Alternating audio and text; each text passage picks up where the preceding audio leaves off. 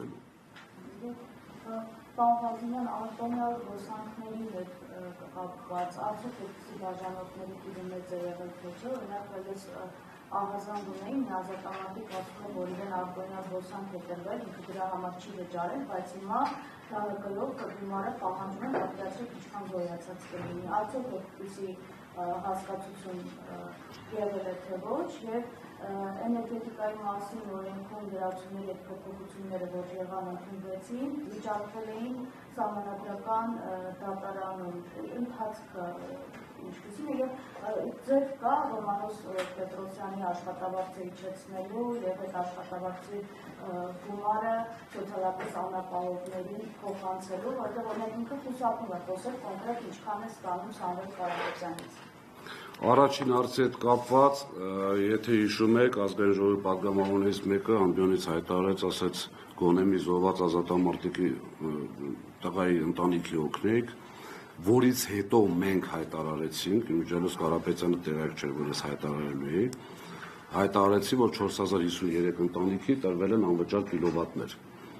Կարծում եմ խոսքը այդ դեպքի մասին չի գնում, որովհետև մեր պարագայում դա չի կարող անպայման, խնդրում եմ ինձ փոխանցեք, ես կպարզեմ բացառվում է այդպիսի բան, որ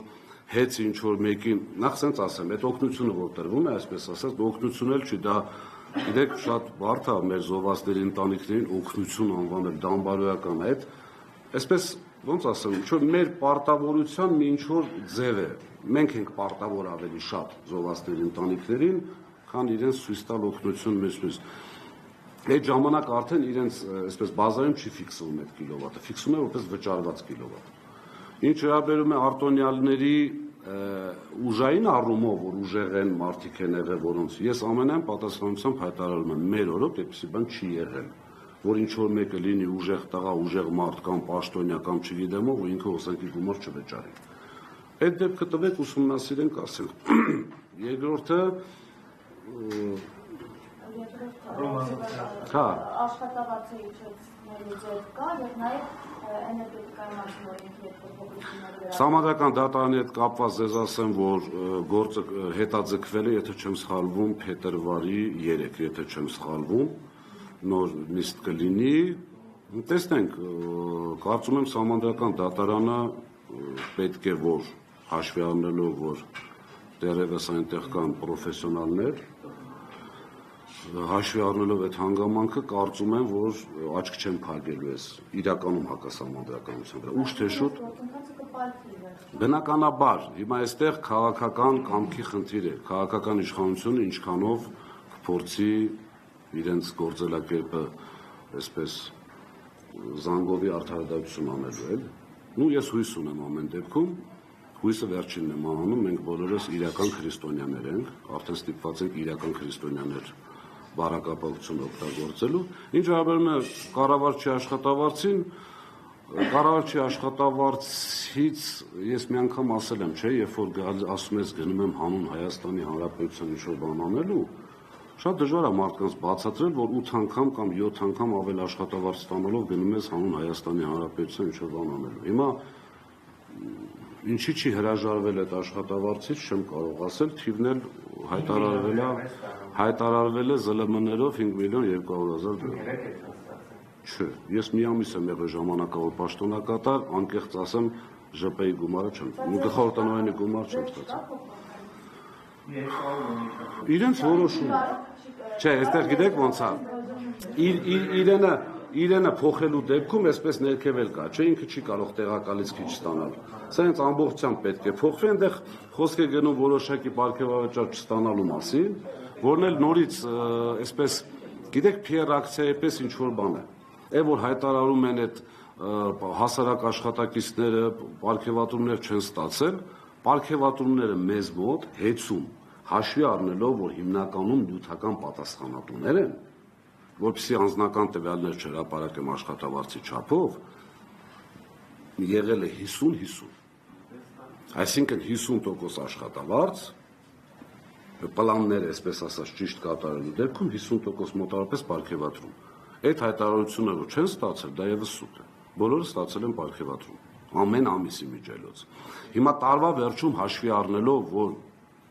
Չկա աշխարհում մի այդպիսի մեծ կորպորացիա կամ կազմակերպություն, որ տարվա վերջում ղեկավարները որոշակի աշխատանք կատարելու արդյունքում չստանան որևէ բոնուս։ Այդպիսի բան գոյություն չունի։ Մեծ կորպորացիաներ, ընկերություններ կարող եք ճշտել բոլորից, ամբողջ աշխատակազմը չի ստանում։ Ստանում են որոշակի մարդիկ, վերջինաշով այդ ռիսկն էլ է, չէ՞ իրանց է կառավարման։ Այսինքն ընդհանուր, չգիտեմ, ամենավատ անուն ունենալու կամ այսպես թիրախավորվելու հետ կապված։ Հիմա լավ է կառավարը ստացել է։ Ես օրինակ ամբողջ 10 տարվա ընթացքում ստացել եմ 2 անգամ ընդհանրապես։ Ոչ թե վատ եմ կառավարել, իմ աշխատավարձը բարձր է եղել, իմ ղեկավարի հետ պայմանավորվել ենք, որ այսպես է։ 2 անգամ, իսկ այդ տասնյակ միլիոնավոր դրամներ ես մի անգամ ասեցի, չեն ուզում հայտարարեն այդպես սկզբունքայինորեն, մի ֆինանսական տնօրեն ունեինք, որը 10 տարի աշխատելուց հետո աշխատանքից դուրս էր գալիս, իրան տրվել է ընդհանուր այսպես ատպուսկնոյ, որոշակի գումար։ Հիմա թող հայտարարեն գլխավոր տնօրեն եւ ներքև։ Տնօրենների խորհրդին չի վերաբերվում, պարզ ասում եմ, որովհետեւ տնօրենների խորհրդի գումարը իր գումարն է։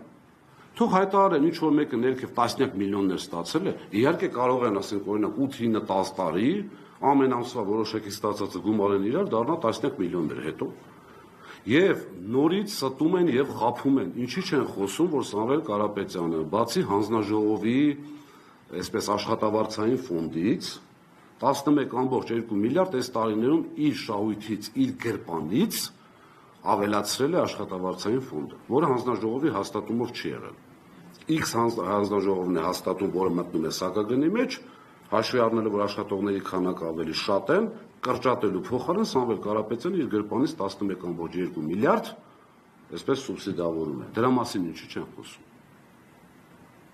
Սա է խնդիրը։ Ճշտով ասել, այսինքն Հովհաննես Պետրոսյանից առաջ ոչ մեկը 5 միլիոն 200,000 չի ստացել։ Չէ, գլխավոր տնօրեն ենք ունեցել, որը ստացել է։ Այսինքն ինքը այսօր աշխատում է, գլխավոր տնօրենի աշխատավարձով։ Բայց այստեղ խնդիրը ավելի շատ բարոյական է։ Թող չասեն ուրեմն եկել ենք հանուն Հայաստանի Հանրապետության աշխատել, եկել են Սամվել Կարապետյանի գումարով, Սամվել Կարապետյանի հեծը տնօրենեն, փչացնեն, այսպես ժողովրդին նեղություն տան։